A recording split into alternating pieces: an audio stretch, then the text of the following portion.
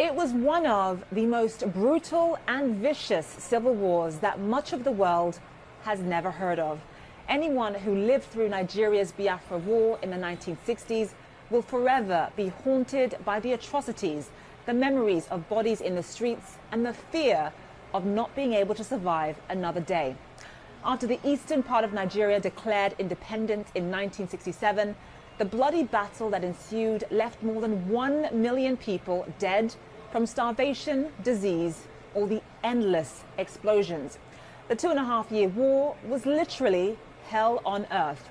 As many of you who watch this show regularly know, I am Nigerian and I am from the part of the country where this war took place. Family members who lived through it tell me they never knew if they were going to eat, let alone what. It was common for people to feed off of grasshoppers, snakes, and termites. My mother's younger brother died during the Biafra War, and that was considered a very, very lucky outcome. If you only lost one family member, you thanked your lucky stars. So given all of that history and all of that pain, why are there now growing calls for a new secessionist movement in the exact same part of the country? We are joined live now by Amaka Anku, an expert on Nigeria and sub-Saharan Africa. She's also the head of Eurasia's Group's Africa practice. Amaka, thank you so much for being with us. So you and I are both Nigerian. It's been over 50 years since this brutal civil war.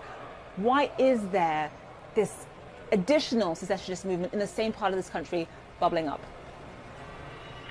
Look, Zain, the fundamental problem here is that Nigerians don't trust Nigeria, right? Like you said, and there are many reasons for that, right? All the years of military rule, Nigeria has underinvested in Nigerians and in basic services like healthcare, education, infrastructure, and there is then the broader issue of justice, right?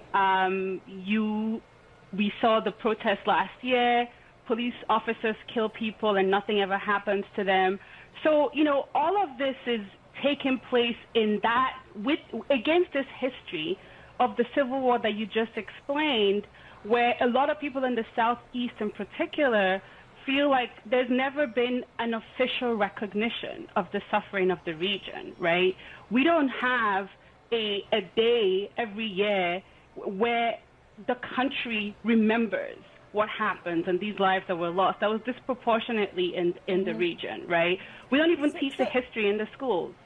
So let me ask you this, because I think it's important for our audience to note that it's not just the eastern part of Nigeria that wants to break away and have its own country. You have the western part of the country, the Yoruba people that also want to have their own country.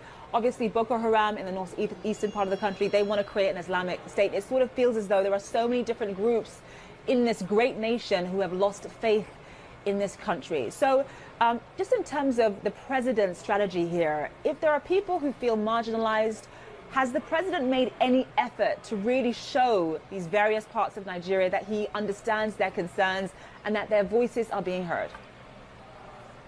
I would say the government is not doing enough. And look, people have lost faith in Nigeria in part because there's nobody in Nigeria articulating a positive vision for Nigeria's future, right? Nigeria has a crisis of ideas. Nigeria appears not to have any ambition. And look, that is often, in most countries, that's often a role that is played by government. A role that, that to provide a holistic idea about what the country is about and where it's going, to bring people together and drive buy-in. The government is not doing that. But I have to say, Zain, that that's also a role in most parts of the country that is also played by people outside the government. There's a role as well for thought leaders in the country, for private sector participants, to have a constructive vision of where Nigeria should be going, right, and push the government. And that's, there's a symbiotic relationship that can happen here between people inside government and outside government in articulating a positive vision for Nigeria. I just want to sort of get at how all of this ends, because obviously President Buhari is not going to wake up and say, okay, you get your own country, you get your own country, or you can have autonomy and you can't. He's not going to do that. So how does all of this end? I don't think it ends until Nigeria starts to really and truly invest in Nigerians. until the Nigerian government, and it's, whether it's Buhari or the person who comes after him, respects Nigerians enough to communicate consistently and clearly where the country is going, what their vision is, right? And then to start to invest in education, in healthcare, in infrastructure, and all of the things that make a society function and make an economy competitive, right? Until that happens, you will continue to see these kinds of calls for secession.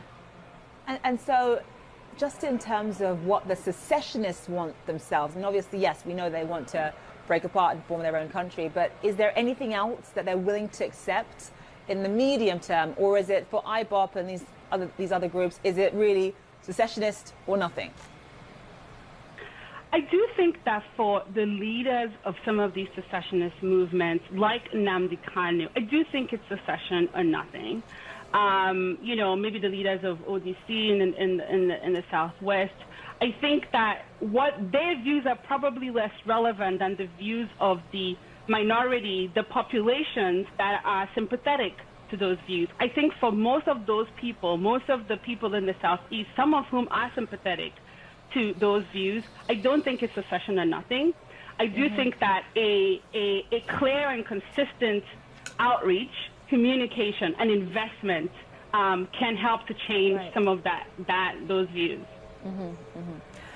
I mean, it's such a shame because Nigeria is such a beautiful country. It has so much potential, and just seeing all of these different areas wanting to separate, saying that they've had enough of being part of this great nation is very, very sad indeed. Amaka Anku, thank you so much for being with us.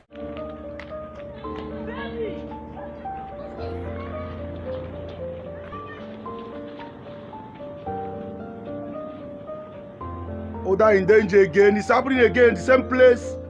It happened the other time.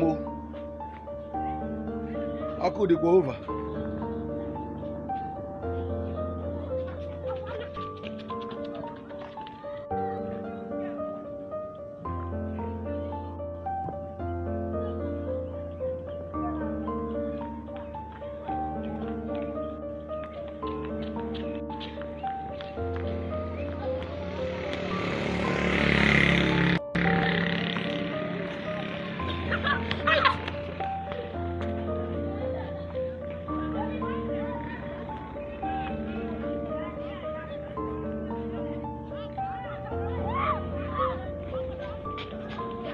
Oda in danger, Oda in danger. Danger in Oda, they're coming. There. See there.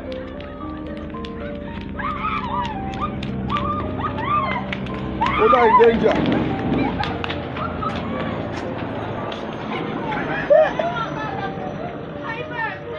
So go. Mexico chop. Ayo, dakwa.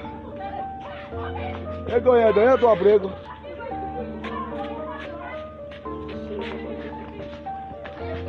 Oda nsogbu nọ n'ụda.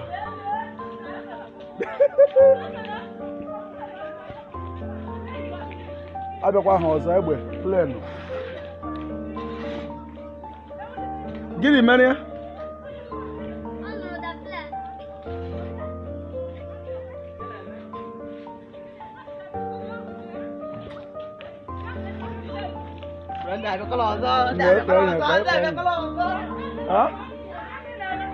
Foto cancel.